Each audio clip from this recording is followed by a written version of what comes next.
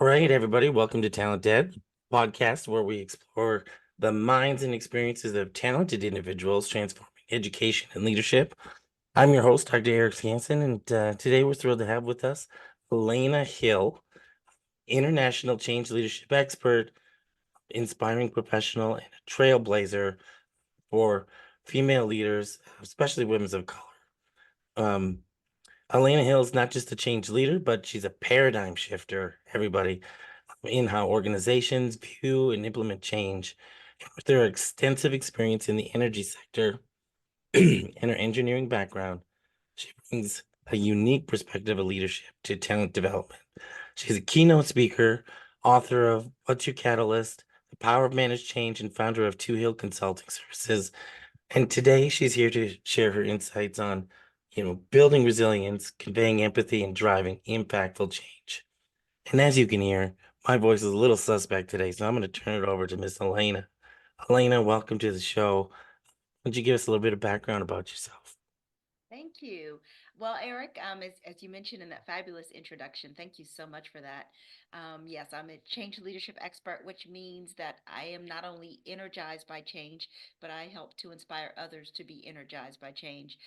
Knowing that there are a plethora of emotions that we feel in the midst Hmm. of change. So, really, at the heart of change leadership are responding to and managing the emotions of change, using that as fuel to drive change, and also as an indicator where change may not be as beneficial.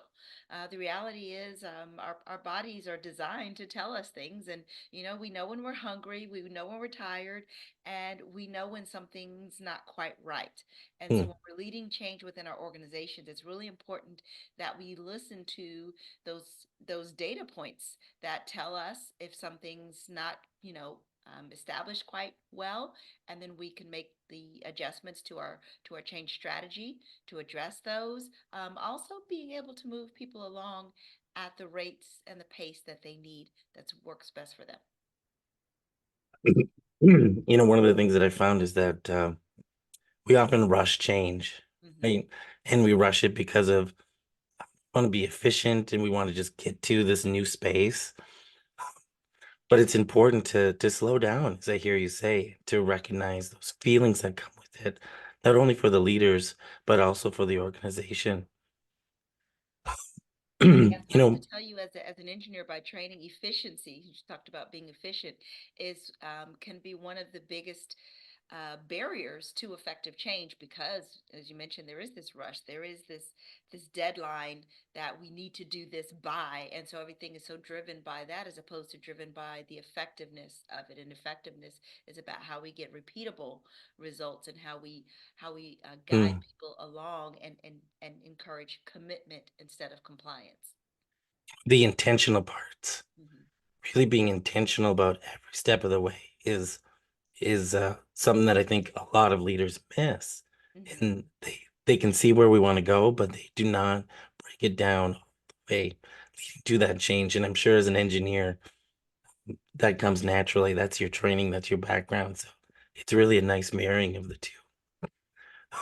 Speaking of being an engineer, um, can you share a little bit how your journey in a STEM field, particularly as a woman of color, has shaped your approach to leadership and change management? Like, where does that all come together for you? It's interesting because early in my engineering career, I started at the well site, and it was rough and tumble and dirty. I was outside. It was one of the guys, and so there was this early in my career longing for belonging, and um, and knowing very well what it felt like to not belong, and then also to be questioned and challenged about your abilities and capabilities. And this is something that happens very often to women in male dominated spaces. And so just really as I began to grow through those situations, because all of our hardships, difficulties, challenges are all intended to grow us. And so as I grew through those, one of the um, decisions that I made for myself was to help others, in particular, as you saw in my bio, particularly women of color, women, anyone from, and not just marginalized groups, because the reality is marginalization is relative. So someone can be marginalized by being part of the dominant culture, but in an area where they're not. So it's really also understanding just the balance of power, the balance of demographics in certain areas, and that our sense of belonging doesn't always come from our seen identities. That there's so many factors behind it. So just had a hunger for supporting leaders in how they support their their team members and their leaders in how to foster a sense of belonging, and how those leadership core competencies had been overlooked in some of the traditional management and leadership training, as opposed to being more inclusive and appreciating the uniqueness of the people and the Mm, individuals that we get the pleasure of leading. wow, that's very insightful. I love that approach. I love it. Um, and this actually brings me back to your book, The Power of Managed Change. Can you like elaborate what that means and how it applies to, especially in the educational landscape for our leaders? Absolutely. So when we think about, change, and we'll take an educational landscape, let's say that, that there is a school or school system that, or school district that wants to implement a new volunteer management program. Um, Implementing any new change, first and foremost, requires an understanding of the current state. So where are we now? What are we doing now? What's working? What's not working? And an effective analysis of that to really understand that current state, but then also to be really clear on what the driver is. In many cases, it's both a combined business driver from, from a financial standpoint. There could also be other important implications. I know I was involved with that type of change within a school district, and while yes, there were financial implications, the way in which we checked backgrounds for volunteers, for example, well, there were incredible safety considerations behind that. And when you start peeling back the value and the benefit for that, I mean, at the end of the day, child safety is always at the heart of every educational leader. So it's being sure that we peel back the why, and not only fully assess it, but then also leverage it. And so when I talk about what's your catalyst, it's about knowing what the why is for us personally, for us as leaders, and for our organization. So what is it that we do? Why do we do what we do at the macro level and at the micro level for each change initiative? And understanding that why, using that why early and often to continue to manage buy-in, and to ensure that we've got the appropriate feedback loop to ensure that yes, we are solving the right problem. Gosh, I tell you, so much of my engineering acumen comes into play when I work with teams of leaders, because so often people are solving the wrong problem. And a lot of what I talk about in my book as well is the importance of setting ourselves up for success by knowing the problem, knowing how we're going to solve the problem, and knowing why we're going to solve the problem. So, really, some problem solving, and how that drives sustainable change. Because otherwise, your change initiatives fizzle because they weren't the right thing to do at the right time. You're muted. You're muted, Eric. I have a solution. Let's come up with a problem. Because I think I see that a lot Mm-hmm. in systems. And I love the idea that you brought up understanding the drivers. Because I think as head leaders, we sometimes intuitively think we know what the driver is, but we don't explicitly talk about it. We don't talk about it with our constituents, with our parents, with our students, with other administrators. and we work on these assumptions. So I love the idea that you're being really intentional about change and understanding what those drivers are that are precipitating the change. But that would take a little bit of IQ and a little bit of EQ. Hmm. You would need both of them. So my question for you, Elaine, is how do you balance the cognitive ability and the emotional intelligence in team dynamics in working through these changes? And why is this balance crucial for effective leadership? It is especially important that, I mean, for one, when we talk about in the educational environment, the importance of social emotional learning, the importance of creating an environment where everyone can thrive, from educators to the educated, right? To make sure that they can thrive. We know that that requires us to lean into emotional intelligence. We also know that for systems to change and to be enhanced, that we need, a systematic approach, that we need to have a critical eye to be able to ensure that processes, are effective. I mean, there's nothing like adjusting the rainy day release to ensure that, that children are safe. And, again, it goes to that root why of safety. But when we balance our EQ and our IQ, we have a systematic approach to what we're doing with an empathetic approach to making it happen, to leading change again in such a way that people can adopt it and can buy into it. And as well, taking into account being humble enough to listen to other ideas so that we can make sure that we're reframing our change and our change messaging, which becomes, ooh, when we talk about change messaging, we could do a whole session on change messaging and how crucial it is to again balance that EQ and IQ so that what we're, as educational leaders, what we're communicating to constituents is relevant and is actionable and is understandable. And so that's really important that we combine those for communication. So in these change modules or these change instances, what challenges do you see that you face in driving uh, changes in equity and inclusion in these STEM fields? And what proven effective strategies would you recommend like working towards? As evolved as we are as a society, both nationally and globally, in understanding and appreciating varying cultures and perspectives, there's still um, there's still a need for listening to one another and hearing and exchanging each other's perspectives. And there's also a need for, ensuring that we balance when we talk about the business case for diversity, for example. There's both a business and a moral imperative to why that needs to be done, both in the private sector and the public sector. And education is so important that we understand why why inclusion matters, why it's important to celebrate varying holidays and to honor and respect the varying cultures, ethnicities, backgrounds, and identities that are presented before us. And so it's really helpful in terms of kind of taking that step back and creating a pace, because again, and here's the thing, when we take a step back, then what happens is change stalls. And so when I encourage taking a step back, it's not to stall change. No, we actually find great change accelerators when we take a step back and evaluate Mm. what we say in the IT world, we would say the WIFM, what's in it for me? And that's really a whole change management term.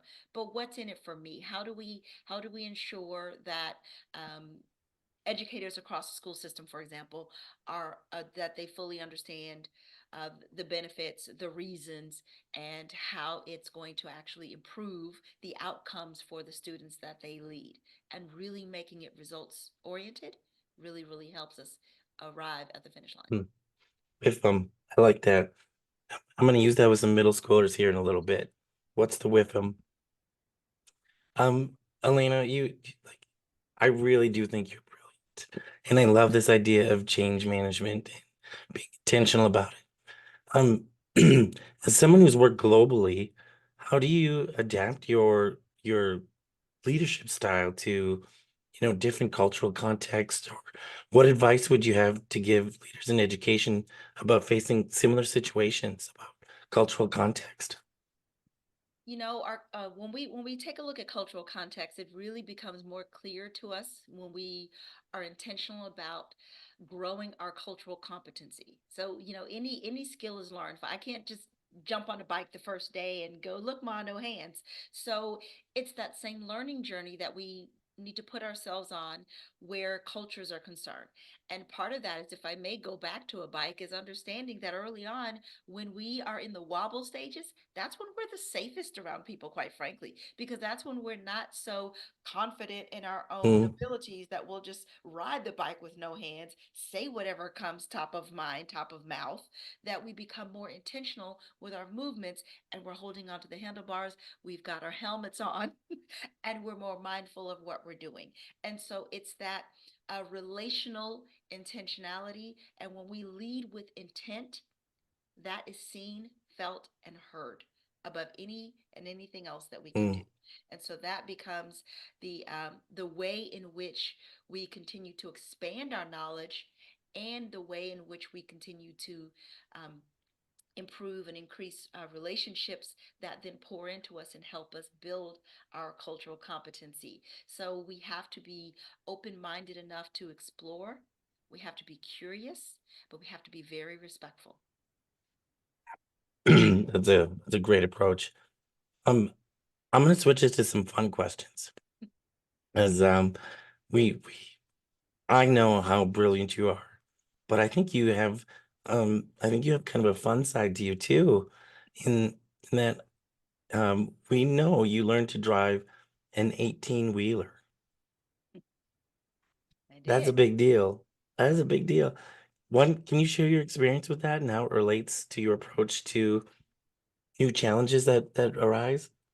I did. First, I would like for anyone who's listening to this to picture the fact that I'm sitting down, but I'm 5'3". So even standing, I'm not much taller than this. And so I always get a kick out of the vision or the image of me standing next to a semi tractor trailer. When it's fully loaded, it's a huge piece of equipment. And so the first thing that I really enjoy in that is, and when I think about that, is the giant that it was, and how certainly um, intimidating it was in the beginning, but how through, as I just mentioned earlier, through the steps of competency, it was attainable.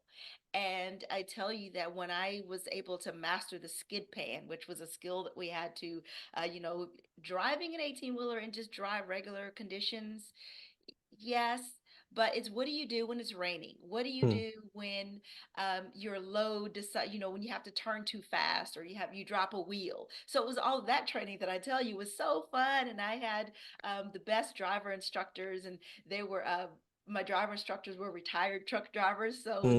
there were a couple of them that were questioning their life choices while they were in the cab with me, holding on for dear life, watching the daredevil come out in me as I became more comfortable, right? But still being reminded, remain cautious.